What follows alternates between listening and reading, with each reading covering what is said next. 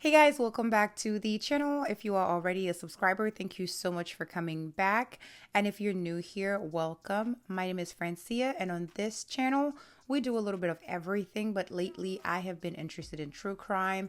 And if you're interested as well, I hope you hit your subscribe button and your notification bell so that you always know when I upload. Okay, so before we get into today's video, I wanted to talk about a couple of things. This would probably be my last true crime video for 2024 because I'm booked and busy for the rest of the year. Yeah, I have a lot of things that I have to do, so I won't be posting true crime videos until the beginning of January 2025. God willing, I make it there along with the rest of you.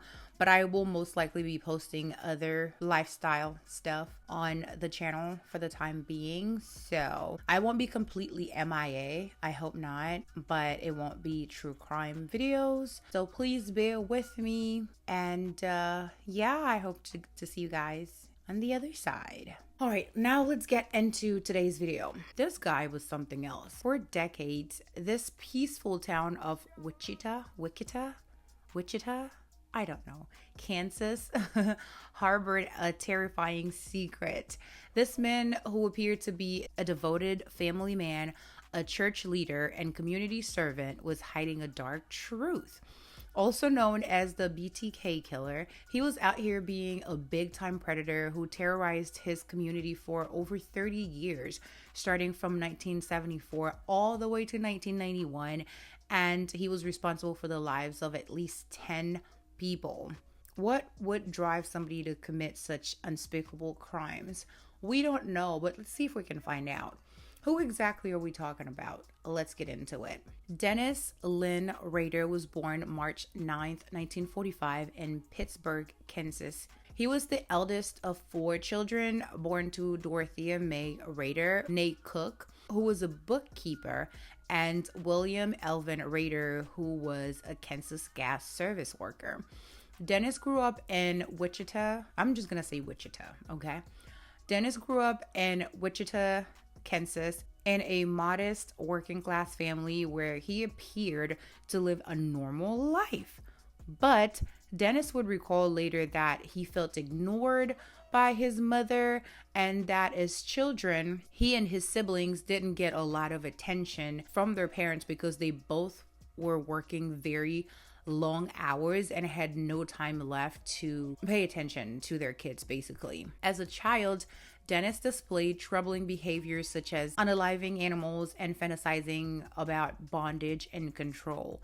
He had some disturbing, sadistic sexual fantasies about torturing trapped and helpless women. Wow. He also had this little problem. Well, not really little, it's a major problem. He would get sexual pleasures from torturing and hanging small animals. Yeah. He wasn't just unaliving them just like that. No, he would torture them and he would hang them. And that's how he would get his little pleasures. Yeah, that's not normal. That is creepy AF. It's given all the red flags, all of them. How do you do that? That is crazy. And to add to his weirdness and derangement, Dennis was also a peeping Tom. What is with these people? He was a peeping Tom, a cross-dresser who would spy on women while also dressed as a woman. And sometimes he would put on underwear that he stole from the people that he unalived. And get this, he also would get aroused by self-asphyxiation. Yeah, you heard it right. He would get a sexual rise by strangling himself. I believe it's called an autoerotic asphyxiation. Yep, that is a thing. Oh my goodness, that is beyond. That is too much. That's way too much, my man. People actually do this. I looked it up. It's a thing. It's not just him. There's a lot more other people out there that deal with this. He would basically choke himself with ropes and stuff, be aroused, right? And then he would start pleasuring himself as he's choking himself. You know what? I don't know. Okay, I don't know. Well, I guess to which their own, but that is just crazy. That sounds crazy to me. It's giving I need to be in a straight jacket at this point because what? Immediately no, absolutely not. And then listen to this. Wait for it. The sicko would later admit that he would dress himself up in women's clothing, wear a female mask, and then he would tie himself pretending to be his victims. Like literally as part of his sexual fantasies. That's crazy. I have an idea. How about you strangle yourself until you're gone, until you're no more, until you cease to exist? That way you can get the full experience. What is wrong with you? And the thing about these people is that they know how to fit in, most of them actually. Even with all that stuff going on, he still did a really good job at making himself pass as a normal person because everybody in his community just thought of him as very polite. But behind the mask of the BTK killer was Dennis Rader, a family man, a Boy Scout troop leader. He worked as a compliance officer, enforcing local ordinances, and was active in his church, serving as president of the congregation. That's crazy. And no one suspected a thing. Nothing. But like I said, that's usually the case with these people. Most of them blend in very well. That is crazy. Dennis graduated from Wichita Heights High School and then went to Kansas Wesleyan University, but things didn't work out for him there and he ended up dropping out after 1 year. After that, he enlisted in the United States Air Force. Okay, here we go again. Always the military background with these folks. He served from 1966 to 1970 until his discharge. After that, he moved to Park City and worked in a supermarket where his mom worked as a bookkeeper, and he worked in the meat department. On May 22nd, 1971, Dennis here would tie the knot. He married his wife, and together they went on to have 2 kids, a daughter and a son.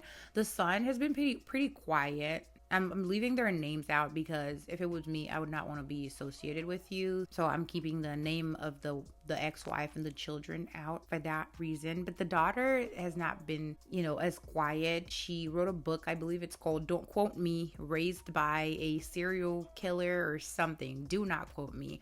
I probably should have looked it up, but I didn't. But yeah. She don't mind talking about Padre. Dennis went back to school to Butler County Community College in El Dorado, where he got an associate degree in electric engineering. And then he went to Wichita State University, where he earned a bachelor's degree in administration of justice. So homeboy wasn't, DUMB, and he was trying to do a little something, but when these people have these types of urges, sometimes they do get the best of them, and sadly other people pay for it. Now for work, Dennis was an assembler for the Coleman Company, which was an outdoor supply company, and then he worked at the local Wichita Lake Home Security Company, where he would install security alarms. Oh man, he's not the guy for the job. He's not the guy for the job because he's gonna have to knock on someone's door and they're most likely going to open. It's not like nowadays. In today's climate, you might not get people to open their door, but back then they did, and most of the time they didn't even lock their front doors back then. And now you have people like Dennis knock on the door and you open it and then you gone bye-bye. He was not the man for the job, but I guess according to him, he got the right job. Creep. He worked that job from 1974 to 1988. Can you imagine all this time? That's 3 years. That's 3 good years of endless opportunities to unalive folks, which I know he took as many as he wanted to. In May 1991, Dennis here got the job of his life. He became the compliance officer for his neighborhood, and he did the absolute most. It could be for the littlest of things, and he would start making a big deal out of it. He would literally measure the level of grass in the people's yard. If it was like too high, then he was giving you a hard time. Like, he did the absolute most. And he carried a tranquilizer gun around with him. to chase animals. Like, what is wrong with you? He was extremely strict, and he got a kick out of bullying and harassing single women all the time. All the time. And then one of them even accused him of unaliving her dog. Yeah. He did too much. Now, many serial unalivers begin with small acts of violence, often escalating as they seek greater power and control. And Dennis's childhood fantasies would later manifest in unimaginable ways.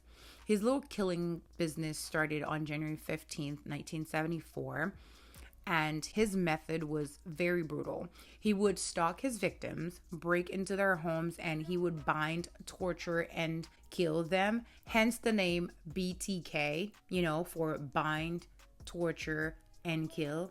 He executed his crimes with such a calculated coldness that he shocked investigators. So on January 15th of 1974, Dennis entered the home of the Otero family and unalived everybody, which included the dad, Joseph Otero Sr., who was 38, the mom, Julia Maria or Julie Otero, 33, their son, Joseph Otero II, who was 9, and their daughter, Josephine or Josie, who was 11. Oh man, that is so sad. So Dennis confessed to the authorities that he first started targeting the Otero family after he spotted the mom, Julie, taking the children to school 2 months prior to unaliving them, and he started following them.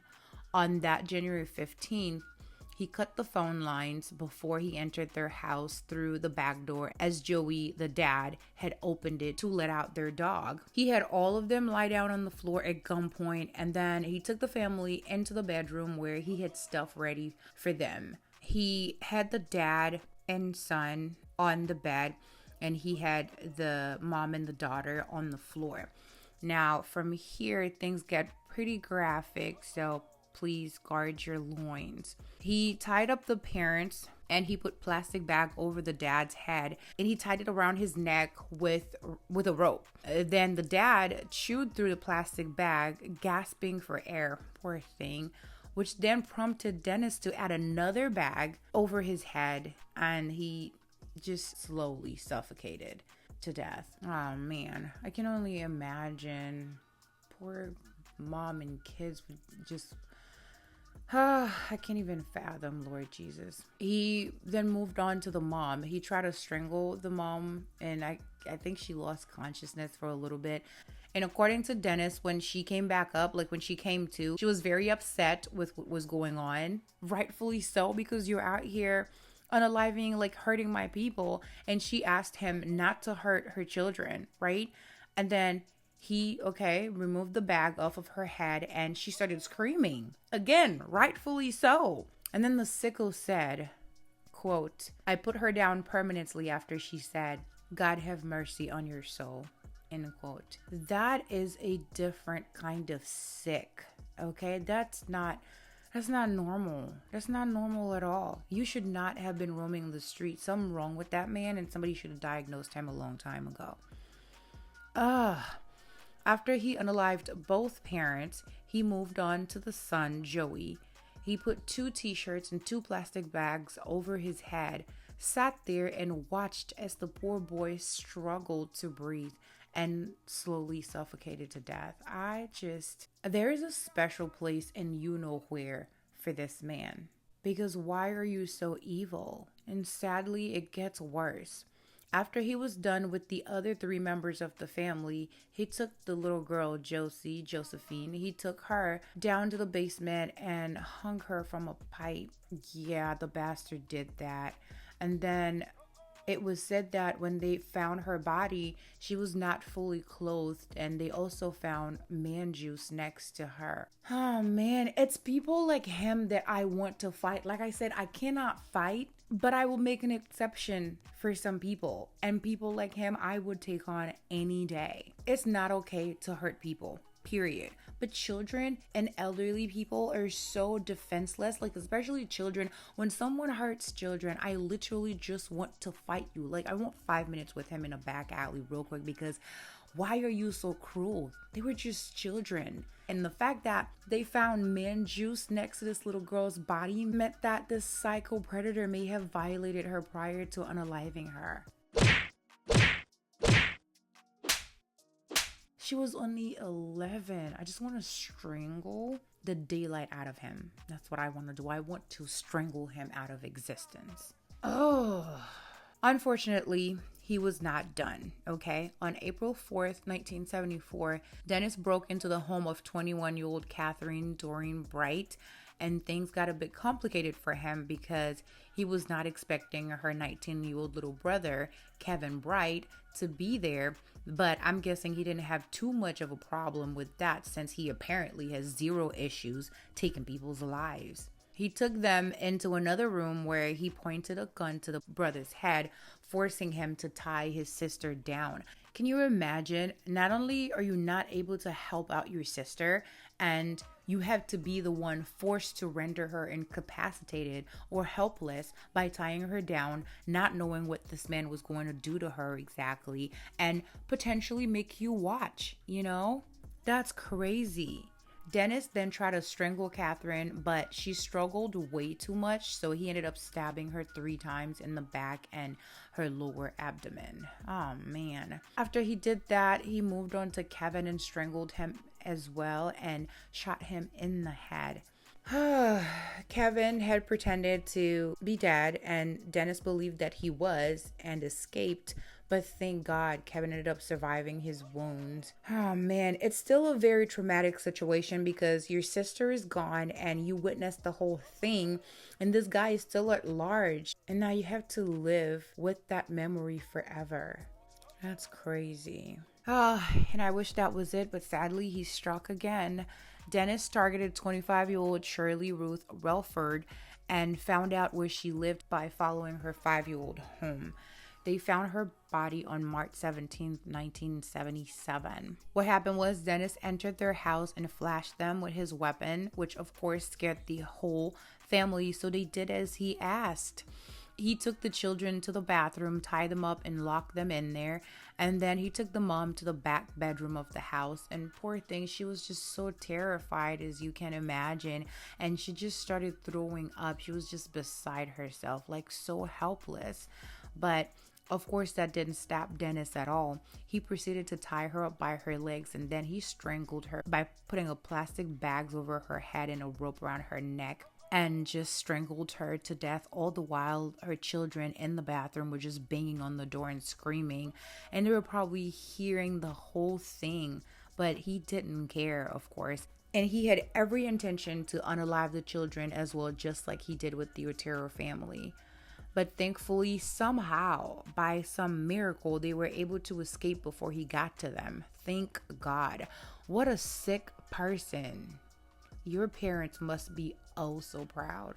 Unfortunately, his little killing spree continued. Dennis spotted a 25-year-old young lady named Nancy Jo Fox entering her house, decided that she was going to be his next victim, and started stalking her.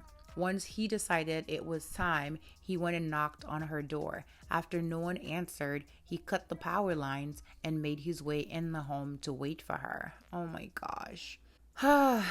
After she got home, Dennis then attacked her and strangled her with a belt. He would describe this as the perfect hit or the perfect murder because according to him, she didn't fight and he felt like he had complete control over her, which made him feel really good. And I'm sure it did because you have a tiny DICK. Dum-dum. The madman then called the police and told them that they would find her body at her house. How cocky must you be? You call them? Granted, he went to a payphone, but still you call them? That's the level of bolderization that I need in my life. Not to unalive people. No, not that. But I just want to have that level of bolderization so that I could tell some people off and be great, you know? But it's whatever. Remember when I said Dennis had said that their parents worked way too much and didn't have enough time to pay attention to the children? Yeah, I guess homeboy decided to make up for the lack of attention he received in his childhood by taking lives, hoping to make it to mainstream media. He would send a whole bunch of letters to the local news or call the police with details of the crime scene or of the murders to make sure they publicly talked about the BTK killer. Every time he would notice that he didn't make it to the news, he would either send another letter to the local news or he would just take another body to get the police's attention because he felt like he wasn't in the limelight or he wasn't on their mind enough. So he just was craving attention. Between 1974 and 1991, Dennis hunted the police and the media with letters detailing his murders and mocking investigators, like I said, just craving attention. And he just got a kick out of instilling fear in his community. He stated, quote, "I like to live in a fantasy world. I wanted the attention. I wanted people to know that BTK was alive and well," end quote. This guy makes me so mad. He makes me sick. He was just so cocky and just so comfortable. Just so comfortable. Oh, again, me and you in a back alley. 5 minutes. You know what? Make it 2. Because I can't really fight, but I'm sure I can do something to you in 2 minutes. Anyways, despite his taunts, he went on to unalive 3 more people with one attempted one and continued to evade the police for decades. Thankfully, advances in technology would eventually be his demise, ending his little killing spree and keeping him off the streets forever. He unalived for the last time in 1981, and he just carried on with his life as if nothing happened. Now, with him being the little attention-seeking bastard that he was, he felt like folks started to forget about him, so he had the brilliant idea to send a floppy disk to the police.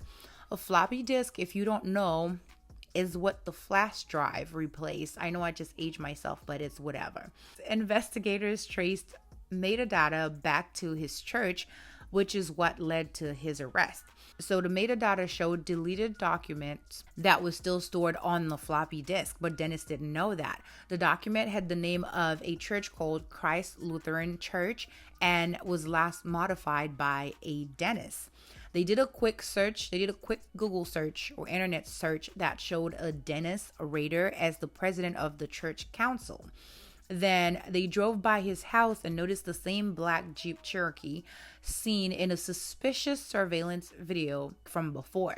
At this point, they felt like they had very strong circumstantial evidence, but they felt like they needed more before they could arrest him because they wanted this to be airtight. They needed this case to be strong because they could not afford to have this man walk. He was way too cocky and he has been messing with them for far too long. Okay?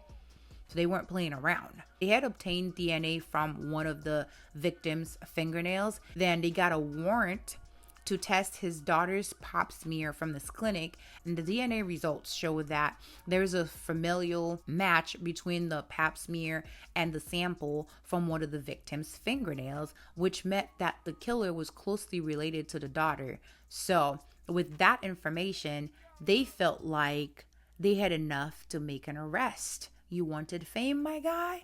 Fame is what you're gonna get. Homeboy was driving near his home on February 25th, 2005 when he was arrested.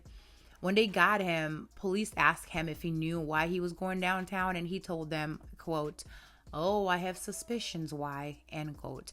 "I'm sure you do. I am sure you do, you sick person with a tiny DICK. They searched his home, car, and church office. They found a lot of evidence, including computer equipment, a pair of black pantyhose, and a cylindrical container of some sort or something. I don't know what that was for, but they found that. Apparently, that was important. If you know why, comment below because I do not know.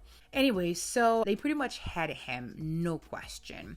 On February 28th, 2005, Dennis was charged with 10 counts of first-degree murder. Although I think, we all know, he may have unalived a lot more people than that, as they always do. His bail was set at $10 million. Woohoo! I'm not mad about that at all. That is a lot of money, especially for back in the days, okay? That was a lot of money, which meant homeboy wasn't going nowhere. He was going to stay in there until his trial. Yeah, and I love that. I love that for him.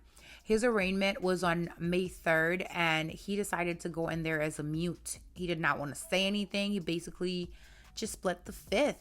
and the judge had to enter a not guilty plea on his behalf. I guess it's something they did. Listen, I don't do law. I don't know. And his trial was set for the 27th of June. I would have loved to see him take that not guilty plea and go to trial so he would hopefully get the chair or something. But for one, Kansas did not enforce the death penalty at the time. And then, like all cowards, on the day of his trial, he decided to change his plea from not guilty to guilty, and then he confessed to everything in detail to the court unapologetically. So I guess there was no need for a trial anymore. Ugh. On August 18th, he was sentenced to 10 consecutive life sentences with a minimum of 175 years. I am happy for him. So happy. We love this for him. We love this for him. He is currently rotting away in prison at the El Dorado Correctional Facility, and the crowd goes, and the chorus sings,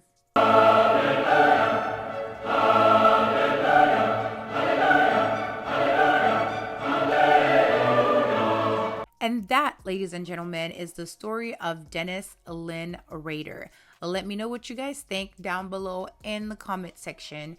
Like, I know that he didn't get a lot of attention from his parents growing up, and he probably had some other stuff going on because, I mean, I wouldn't say that I received a lot of attention, you know, but I'm like totally not out here unaliving folks. I really am not. So I don't know that that would turn him into that type of monster. Or was he born an unaliver? I don't know. But let me know what you think.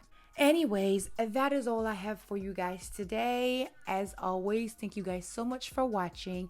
And please don't forget to like, comment, share, and subscribe if you like this video. I will see you guys in my next one. But until then, I hope to see you in the comment section.